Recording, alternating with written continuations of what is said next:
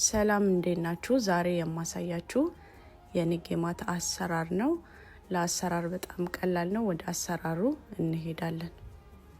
የሚያስፈልገን አንድ የሻይ ማንኪያ እርሾ፣ ግማሽ የሻይ ማንኪያ ጨው፣ ግማሽ የሻይ ማንኪያ የተፈጨ ሄል፣ ትንሽ ዛፍረንና ትንሽ የምግብ ከለር ተጠቅሜያለሁ ማለት ነው። እንዲሁም 2 ኩባያ ፍርኖ ዱቄትና 1 ኩባያ ከግማሽ ውሃ ተጠቅሜያለሁ። በደንብ አድርገን ሚክስ እናደርጋለን። እንደምታዩት ቀጠን ማለት አለበት ማለት ነው። ለ1 ሰዓት ኩፍ እስከሚል እንተዋለን ማለት ነው። ከ1 ሰዓት በኋላ ዘይት እናገላለን፣ እንዲሁም አየሩን እናስወጣዋለን ማለት ነው። በደንብ ሚክስ እያደረግን አየሩ ከወጣልን በኋላ እኔ በማንኪያ ነው የምሰራው።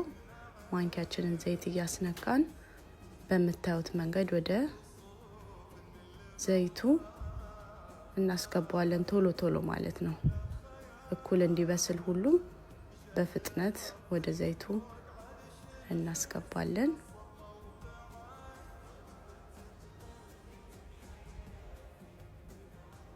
ኒጌማት ብዙ አይነት አሰራር ነው ያለው። ለዛሬ ያሳየኋችሁ ይሄንን ነው ማለት ነው። ወደፊት ብዙ አይነት 3-4 አይነት የአሰራር ዘዴዎች አሉ። እነሱን ደግሞ በሚቀጥለው አሳያችኋለሁ ማለት ነው። ይሄኛው ብዙም ማቴሪያል አያስፈልገንም። በትንሽ ግብአት መስራት የምንችለው የኒጌማት አይነት ነው ማለት ነው። ቡኒ እስከሚሆን ድረስ እናበስለዋለን። በመቀጠል ሶፍት አድርገን ዘይቱን እንዲመጣው እናደርጋለን ማለት ነው። ያው እንደምታዩት ክሪስፒ ነው ማለት ነው። ይሄ ድብስ ወይም የቴምር ማር ነው ማለት ነው። በደንብ አድርገን ሚክስ እናደርጋለን።